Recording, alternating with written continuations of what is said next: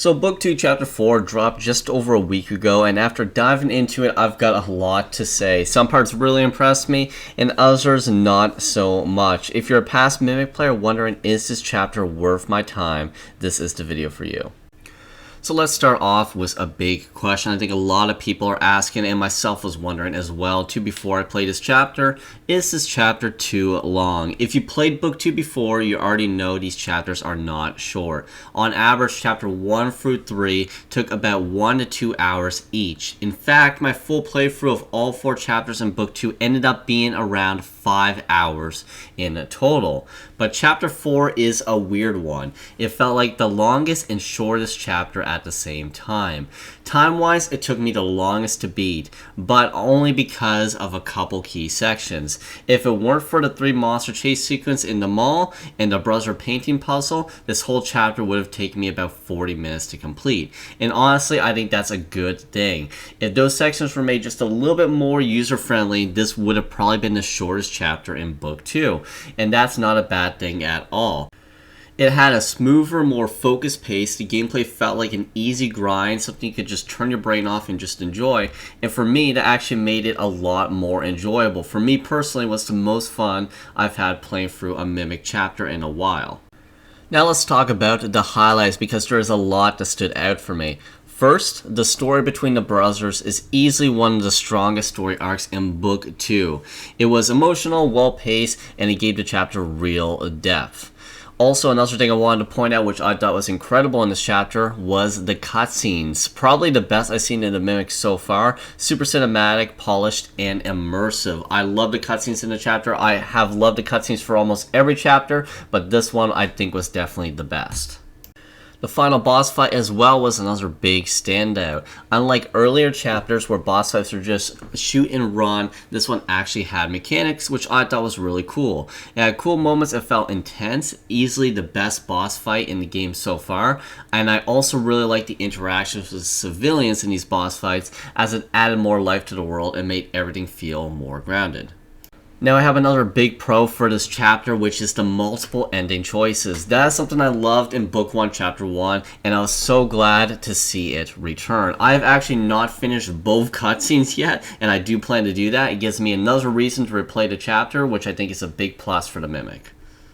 Another personal favorite for me is that early combination lock segment, the second part I believe to the chapter. That part was fantastic. It was creepy, suspenseful, and actually had the scariest jump scare I believe in the whole chapter, and it stood out because it wasn't soaked in the usual hell vibe. It was dark and eerie in the best, just pure Mimic way.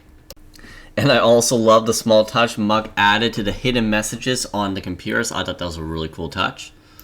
And as well, the car assembly mini task we get in about the middle of the chapter. It's not the longest segment in the chapter, however, I do think it does break up the chapter just enough, and I do appreciate those little things.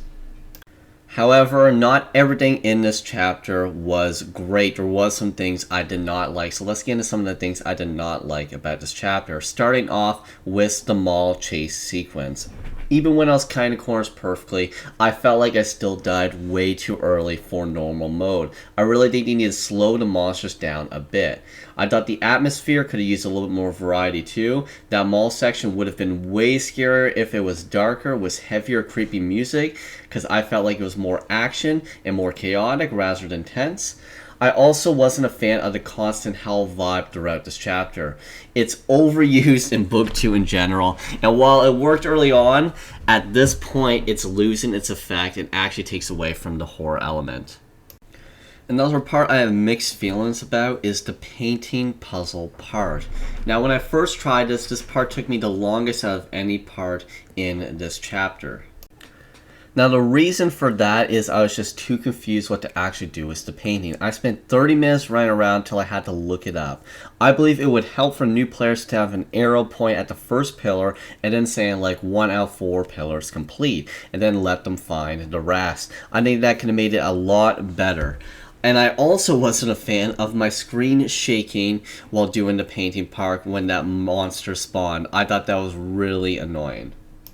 Also, the beatbox segment also lacked direction. I had no idea I needed one or where to get one. Same thing I said was the pillar puzzle. Just putting a marker on the first pillar, or in this case, the beatbox, would go a long way as helping new players. Alright, now we move on to my final complaint with this chapter. I think you can all guess where I'm going with this one. My final thing that I have an issue with is the quiz.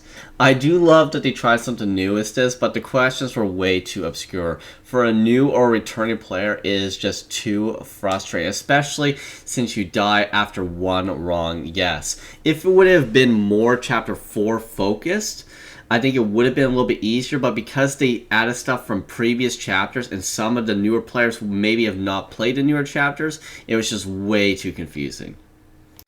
Now I know Muck has been working hard on patches and updates, and while I haven't really played the new version yet, from what I read, it is looking a lot better.